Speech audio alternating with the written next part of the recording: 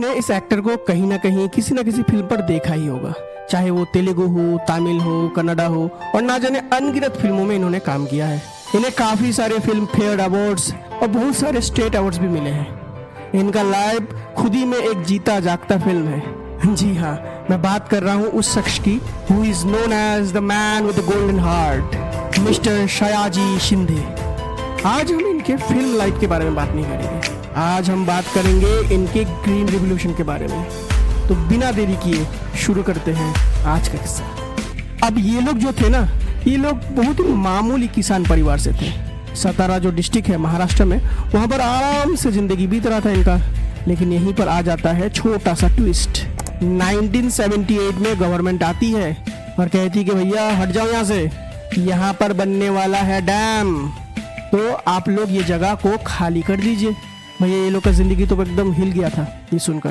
Protest करना start कर दिया, भैया ऐसे कैसे, ये तो हमारा ज़मीन है, आप कैसे ले सकते हैं। गवर्नमेंट ने बोला कि भाई साहब यहाँ पर डैम बनेगा, डैम, हाँ लोगों का सेवा होगा इससे, तो आपको तो हटना पड़ेगा, है ना। अब गवर्नमेंट जो थी तब के समय में स्ट्रांग थी, आज भी है स्ट्रांग, लेकिन तब के हिसाब से जिस लॉ के हिसाब से गवर्नमेंट एक्वायर कर रही थी लैंड, वो लॉ था लैंड एक्विजिशन एक्ट 1894।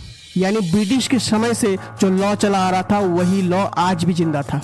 इस लॉ को कहा जाता है एमिनेंट डोमेन, जिसके हिसाब से गवर्नमेंट के पास अथाह शक्ति है, वो चाहे किसी का भी जमीन कोई भी हो उठा सकती है, ये बोलकर कि भैया ये गवर्नमेंट सर्विस के लिए है।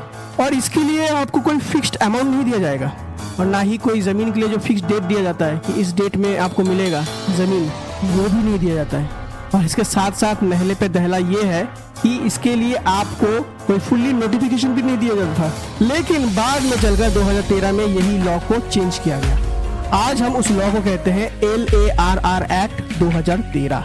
अब इसमें भी गवर्नमेंट के पास अथाह शक्ति है, लेकिन कुछ नियम चेंज हुए हैं। क्या है कि आज अगर जमीन लिया जाता है गवर्नमेंट के द्वारा, तो गवर्नमेंट को उस जमीन के बदले मार्केट में जो प्राइस है उससे 2 या 4 गुना ज्यादा का प्राइस देना पड़ेगा। दूसरा क्या है, दूसरा है सोशल इम्पैक्ट असेसमेंट, यानी आपके जमीन हथियाने से वहां पर रहने वाले लोगों का लाइफ किस तरह से चेंज हुआ, ये भी आपको देखना पड़ेगा। इसके लिए भी आपको स्टडी करना पड़ेगा, इसका भी आपका डाटा निकालना पड़ेगा और इस डाटा को प्रेजेंट करना पड़ेगा, एनालाइज करना पड़ेगा।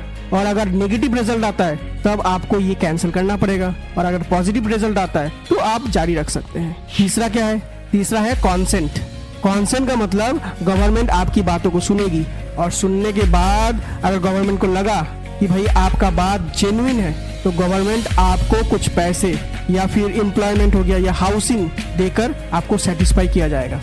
प्राइवेट में ये पूरा नहीं होता, प्राइवेट में लगभग 80% लोगों को मिलता है। ठीक है, नेक्स्ट क्या है, नेक्स्ट है ट्रांसपेरेंसी, यानी आपके और गवर्नमेंट के बीच बातचीत होगा या जो भी मामला होगा वो एकदम साफ साफ होगा, बीच में कोई भी आलतू फालतू चीज नहीं होगा। यानी आपको साफ साफ कह दिया जाएगा कि क्या क्या है क्या क्या नहीं है। तो ये था पूरा का पूरा चेंज।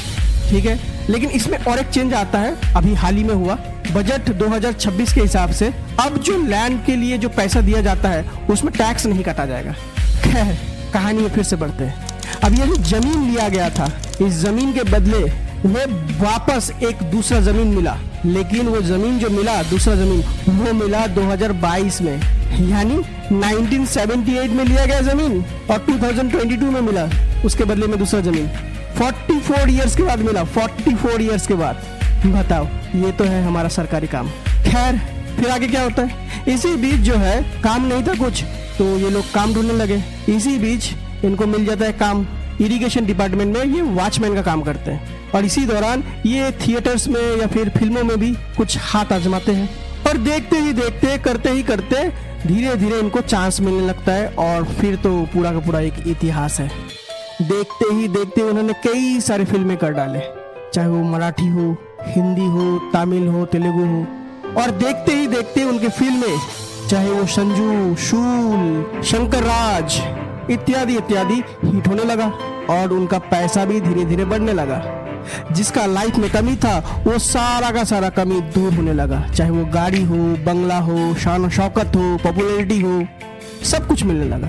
लेकिन इसके बावजूद भी उन्हें कहीं ना कहीं लग रहा था कि भाई उनके जीवन में ना कुछ तो कमी है। बीबीसी में जब उन्होंने एक इंटरव्यू दिया, उस इंटरव्यू में उन्होंने कहा कि मेरे जीवन में सब कुछ आ चुका था, लेकिन फिर भी मैं चाह रहा था कि मेरे जीवन में इससे भी बियॉन्ड कुछ करूं। और उन्हें ये मौका मिला, या फिर कह सकते हैं एक ट्विस्ट आया जिंदगी में 2016 में। 2016 में महाराष्ट्र में खतरनाक अकाल पड़ा था। लोग त्राहिमाम कर रहे थे। पेड़ पौधा हर तरीके से मर चुका था। टीवी में दिखाया जा रहा था कि लोग जो है गर्मी में बैठे हुए हैं, पेड़ सब मर चुका है, लोगों का हालत बेहाल हो चुका है।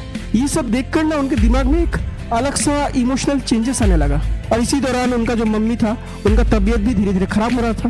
वो धीरे से अपने मम्मी के पास गए और इमोशनल होकर कहा कि माँ, मुझे आपके नाम पर इस प्रकृति के लिए कुछ ना कुछ तो करना है। मम्मी ने कहा क्या? उन्होंने कहा कि मैं आपके नाम पे ना 5000 पेड़ लगाने की कोशिश करूंगा। मम्मी ने कहा ठीक है, मेरा आशीर्वाद तेरे साथ सदैव रहेगा। बीबीसी के इंटरव्यू में जब इंटरव्यूअर ने कहा कि आपने पेड़ को ही क्यों चुना, तो उन्होंने कहा कि वो अपने मम्मी से ना बहुत ज्यादा प्यार करते थे। जब वे बहुत बड़े स्टार हो गए तो इसके बावजूद भी मम्मी जो है ना उनसे कुछ नहीं मांगती थी। पेड़ भी हमसे कुछ एक्स्ट्रा नहीं मांगती है, वो हमेशा सिर्फ देती रहती है। यही चीज को दिमाग में रखकर उन्होंने इस चीज को चुना। खैर 2018 में तो उनकी मम्मी मर गई, लेकिन उनका आशीर्वाद इनके साथ अभी भी है। तो शुरुआत में उन्होंने अपने काम को शुरू किया अपने गांव से 2000 पेड़ लगाकर। 2016 में उनका गांव जो था देवरी, वहां पर उन्होंने नेटिव प्लांट जैसे बनियान हो गया, पीपल हो गया, टर्मरिक हो गया, ऐसे पेड़ लगाकर शुरू किया। ये पेड़ जो है ये नेचर फ्रेंडली भी है और वाइल्ड लाइफ को भी सपोर्ट करते हैं, तो इसलिए उन्होंने नेटिव प्लांट को चुना। फिर धीरे धीरे ये बढ़ता गया और देखते ही देखते एक मूवमेंट में स्टार्ट हो गया, और फिर इस मूवमेंट का नाम रखा गया सह्याद्री देवराय। महाराष्ट्र में जो वेस्टर्न घाट का पार्ट है उसे कहा जाता है सह्याद्री, और देवराय जो शब्द है वो आया है देव प्लस राय। देव का मतलब होता है भगवान और राय का मतलब होता है फॉरेस्ट। प्राचीन काल में ना ऐसा माना जाता था कि कुछ ऐसे फॉरेस्ट हुआ करते थे जहाँ पर भगवान रहा करते थे। उस जगह पर पेड़ों को काटना मना था, तो वही वाला कॉन्सेप्ट यहाँ पर चिपकाया गया है। तो धीरे धीरे वॉलंटियर्स भी बढ़ते गए और इनका काम भी बढ़ता गया। आज तक इन्होंने जो पेड़ लगाया उसका नंबर बढ़ के हो चुका है 6.5 लाख। जी हाँ, 6.5 लाख ट्रीज उन्होंने लगा लिया है अभी तक। लेकिन ये पूरा का पूरा कहानी में ना एक सवाल तो बनता है। वो सवाल है, आखिर ये कहानी जरूरी क्यों है?